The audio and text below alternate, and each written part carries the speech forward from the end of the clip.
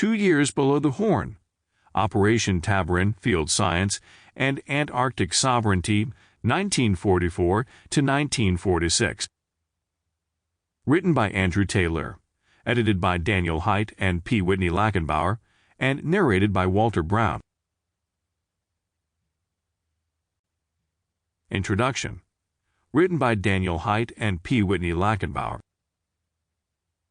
My place as the first Canadian to have commanded an Antarctic expedition should be acknowledged.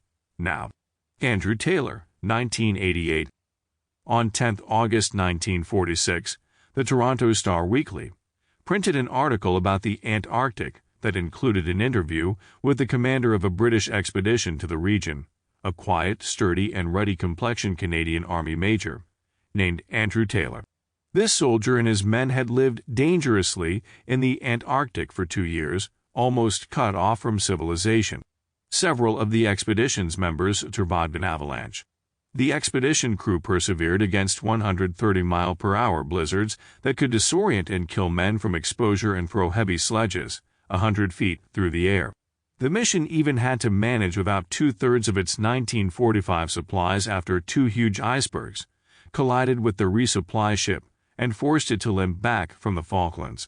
Despite the storms, reporter Douglas Liversidge extolled, Taylor led 3 other men on a month-long sledging journey to chart part of Graham Land's east coast. After making several important surveying discoveries and reaching Swedish explorer Otto Nordenskjöld's famed 1902 winter encampment, the team endured bitter privations during their return to Hope Bay. Slush, covered by 4 feet of soft snow in -40°F conditions, weakened their dogs and slowed their progress to 3 or 4 miles per day, forcing the sledgers to resort to killing one of their dogs and feeding it to the remaining starving animals before reaching their food cache. Liversidge's brief and exciting account of Operation Tabarin, the secret British expedition to Antarctica, in the last 2 years of the Second World War, highlighted Taylor's polar exploits, and the Canadian officer certainly believed that his leadership and achievements would attract public interest and recognition. Unfortunately, Taylor's wartime contributions to science and to British Antarctic sovereignty went largely unrecognized for several decades.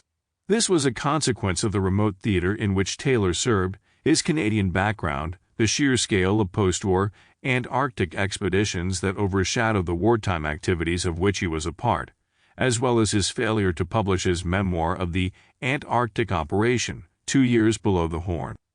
Taylor's recollections of his involvement in and subsequent command of Operation Tabarin between February 1945 and January 1946 are worthy of remembrance and study. As the first and only Canadian to command a British Antarctic expedition, or that of any other country to that point, he oversaw the establishment of Britain's permanent presence on the Antarctic mainland. Taylor and his sledging teams traveled over 750 miles while combing the tip of the Graham Land Peninsula on 2 separate journeys, correcting several major cartographic mistakes and collecting tons of geological and botanical specimens. Only scant accounts of the expedition's second sledging trip have been published, even though it accounted for approximately 500 miles of the total distance traveled by the participants in Tabarin, cemented the expedition's field science contributions, and according to Sir Vivian Fuchs, laid the foundations of the high-efficient sledging for which Hope Bay was to become renowned during the next 19 years.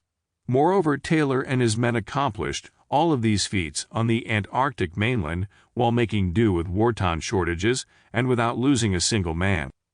Taylor's accomplishments and perspectives have not been well served in published accounts of Operation Tabarin. Previous books, such as those by David James, Sir Vivian Fuchs, and Dean Beebe, provide brief but positive assessments of Taylor's leadership. These publications, however, did not benefit from Taylor's perspective because he either withheld his records from the authors or only allowed them to access small portions of his papers. The resulting accounts consequently neglect various themes and events that Taylor considered most important. British historian Stephen Hattlesey, whose recent history of Tabarin draws heavily from Taylor's papers, gives the original British commander of the operation, James W. S. Marr, the benefit of the doubt when Sample complete.